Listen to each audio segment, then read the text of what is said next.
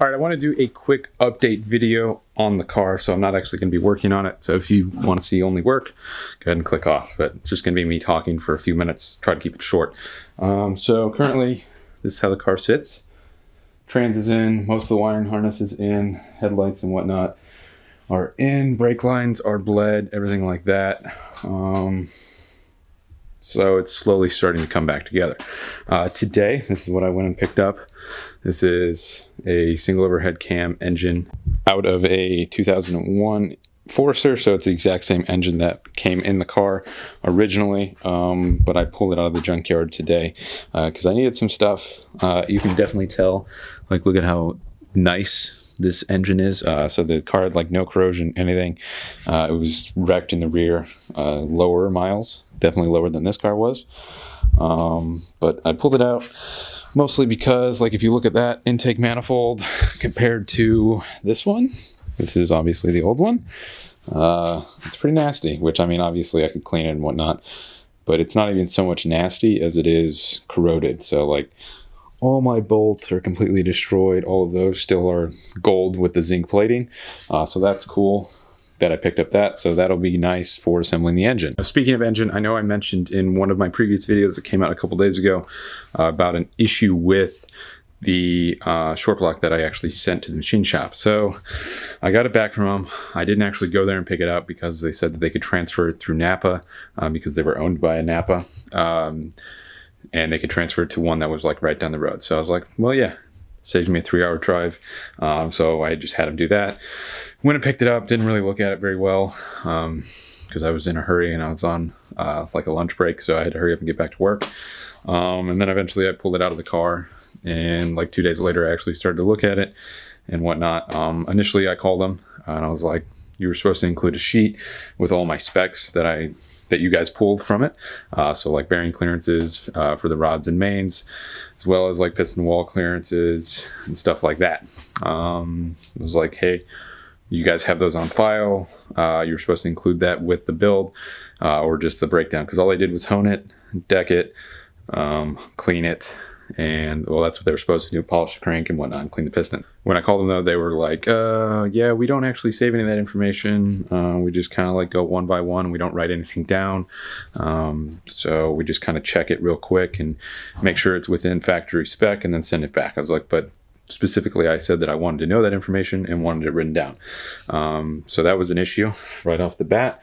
So I was pretty apprehensive. So I was like, all right, I'm definitely going to have to check all the clearances to make sure that they actually did it right and whatnot. So I start looking at everything, try to check their work and whatnot. And first thing I noticed is there's still gasket material all over the case half because you actually have to use RTV to seal the case halves.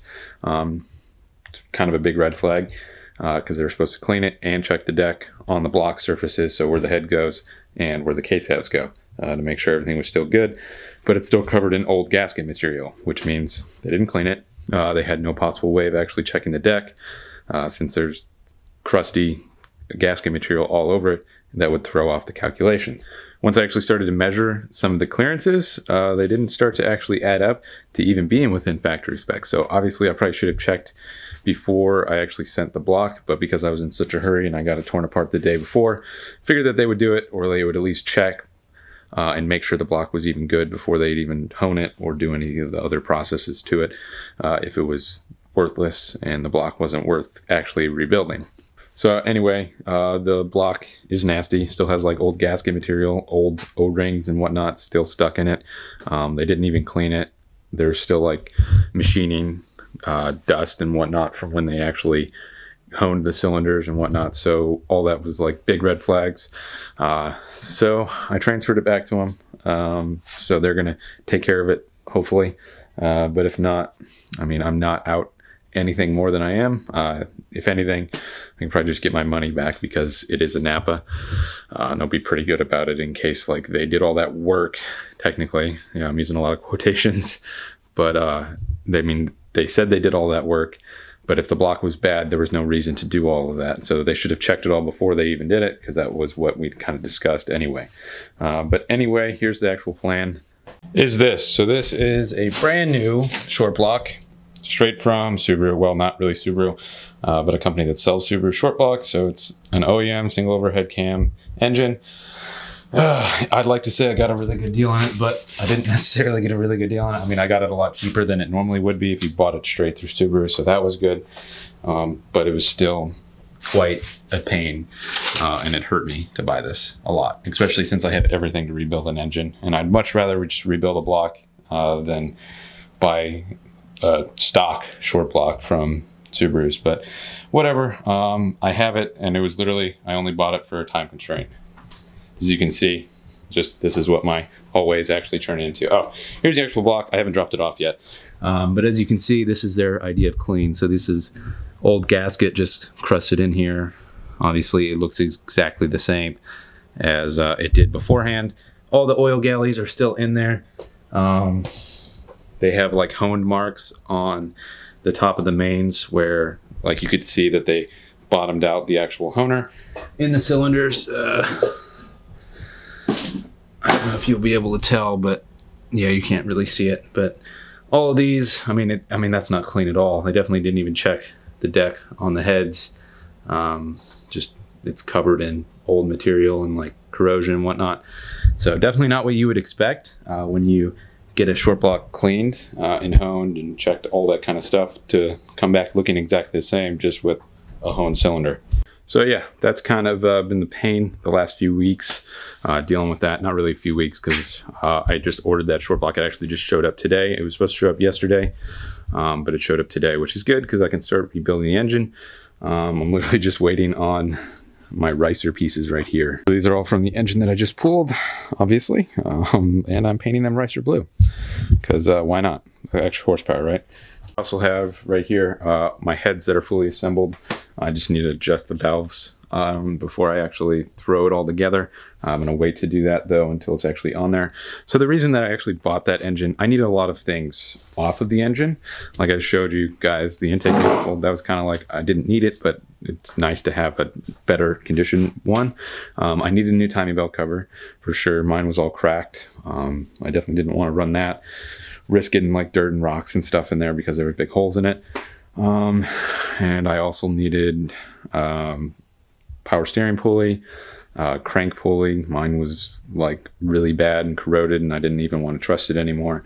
And there was some other stuff that I actually needed from the engine. And if you've ever been to like a U-Pull-It, you know that they can nickel and dime you to death. And it was almost cheaper to get the entire engine, which they still nickel and dime me to death. It was pretty crazy, so I'm going to be bringing some of the stuff back. Anyway, that's the engine situation. I should have the engine assembled. I'm going to start on it tonight. I'm going to work on some other stuff with the doors. I'm going to make door cards today. That's the plan anyway. And then start assembling the engine, get the short block on the engine stand, and start slowly bolting everything on. So the race is Sandblast Rally. It's in South Carolina. So if any of you guys live close or anything like that, you should definitely come spectate, volunteer, whatever.